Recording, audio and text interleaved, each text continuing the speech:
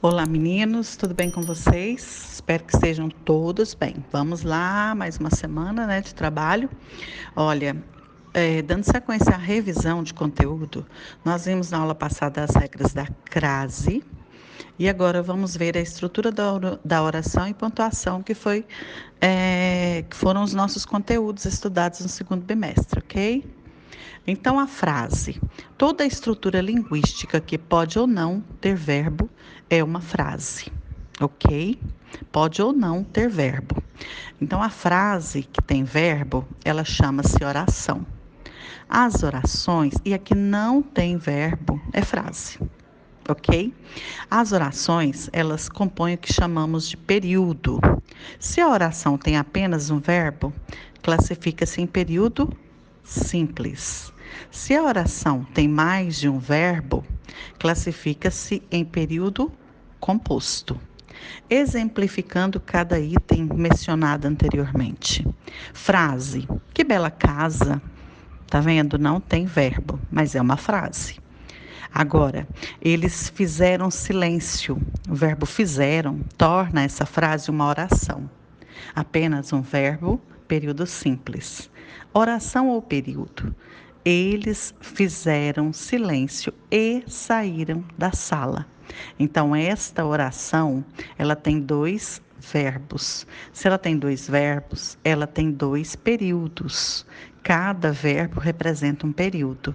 Então, mais de um verbo, período será um período composto. Ok? Entendido aí? Então, eu tenho uma frase. Eles fizeram silêncio, uma oração. Eles saíram da sala, outra oração.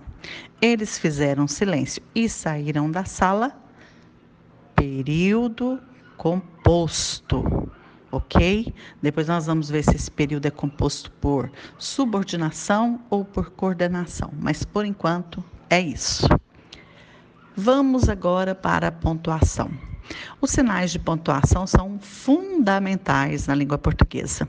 Essa aula é interessante para você com relação à redação, porque é necessário que você saiba usar adequadamente a pontuação, porque isso conta ponto para você com relação a quem vai analisar a sua redação na banca. Se você sabe empregar adequadamente um determinado ponto, um sinal de pontuação, isso aumenta muito o seu crédito com o avaliador. Então, nós temos aí os pontos, o ponto, a vírgula, ponto e vírgula, dois pontos, ponto de exclamação, interrogação, reticência, aspas, parênteses, travessão. E a vida toda a gente estudou, né, esses sinais de pontuação. Porém, alguns deles, como as aspas, os parênteses, os travessões, eles trazem algumas regrinhas para você estar utilizando na sua redação, principalmente, e enriquecendo dessa forma a sua redação. Do ponto de vista da função de pontuação em um texto, nós podemos dividir esses sinais de pontuação nos seguintes grupos: sinais de pontuação fundamentalmente que se destinam a marcar pausas e sinais que fecham o pensamento. Eu vou colocar aqui para vocês o que eu acho mais importante você saber, porque os outros vocês sabem. Interrogação, exclamação, esses vocês já estão careca de saber. Ponto final, né? Então, a vírgula, ela marca uma pausa pequena de duração, emprega não só para separar elementos de uma oração, mas também orações de um só período. Olha, ontem as meninas chegaram cedo. Preste atenção nessa marcação. Não há marcação de pausa. A vírgula aí não está indicando pausa. Ela está indicando uma inversão sintática. Ao invés de dizer, as meninas chegaram cedo ontem, eu começo, ontem as meninas chegaram cedo. Então, aí ela está marcando uma inversão sintática e não uma pausa. Tá vendo? São esses elementos que são observados durante a correção de uma redação. O ponto e vírgula possui um funcionamento semelhante ao da vírgula, sendo usado na grande parte das suas ocorrências em textos para marcar uma pausa maior do que a vírgula e menor do que um ponto final. Então, é um sinal intermediário entre o ponto e a vírgula. Pode aproximar-se ora mais de um, ora mais de outro. Sinais cuja função essencial é marcar melodia e entonação. Então vamos lá. As aspas empregam-se principalmente no início e no fim de uma citação para distingui-la do resto do contexto.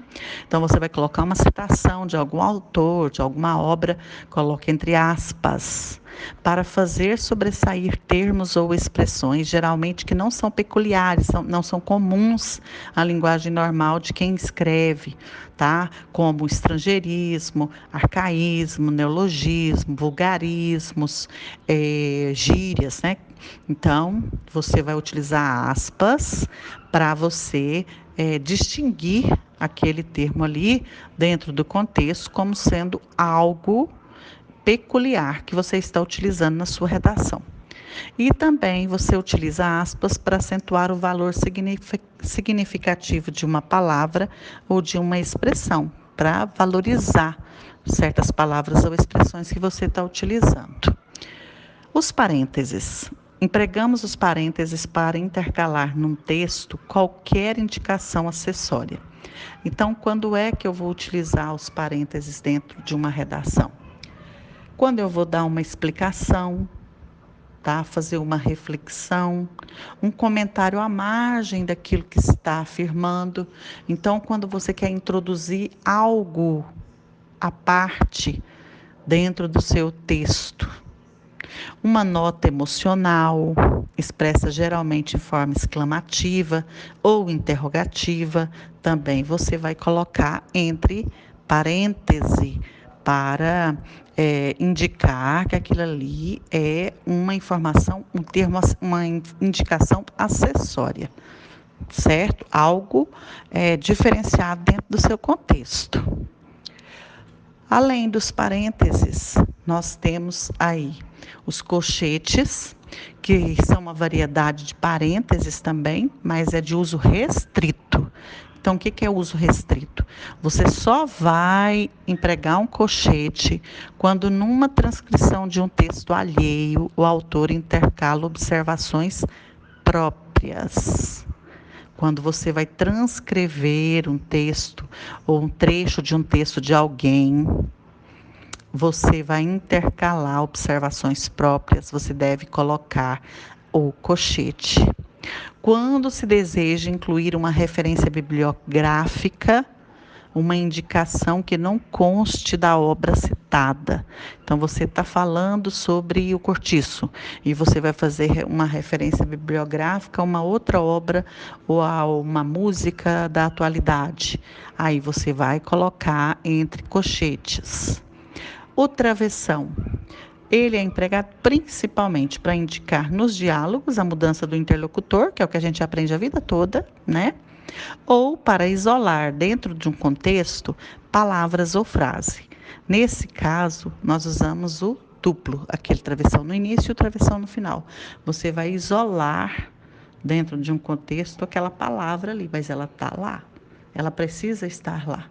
Então, essas informações que eu estou passando, elas são importantíssimas. Você treinar durante as suas elaborações de texto, está treinando cada uma delas. Em um texto, você vai aprender a colocar o colchete, tá? Você vai fazer o uso dele e vai perguntar para o seu professor de redação se aquela colocação ali você fez correto. É assim que a gente aprende. E dessa forma você vai enriquecer o seu texto, valorizar a sua redação e vai ser visto como uma pessoa ainda mais esclarecida para redigir um texto. Aí a gente tem o ponto, 2 pontos, ponto de interrogação, de exclamação e as reticências. Eu coloquei a definição de cada uma delas, tá? Você está lendo aí? Porque eu creio que esses aí já não tem mais dúvidas, né? Quanto ao uso deles, eu espero que não. Afinal, estamos no 3º ano do ensino médio, pré-vestibulandos, né? Pré-ENEM.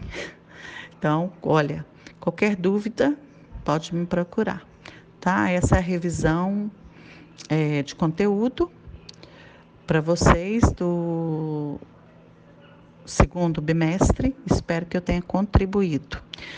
E não é do 3º ano, é do 2º ano. Falou? Então, eu já estou confundindo aqui. É tanta aula, é aula de segundo, é aula de terceiro, que a gente fica assim meio baratinado mesmo. Um abraço e até a próxima aula.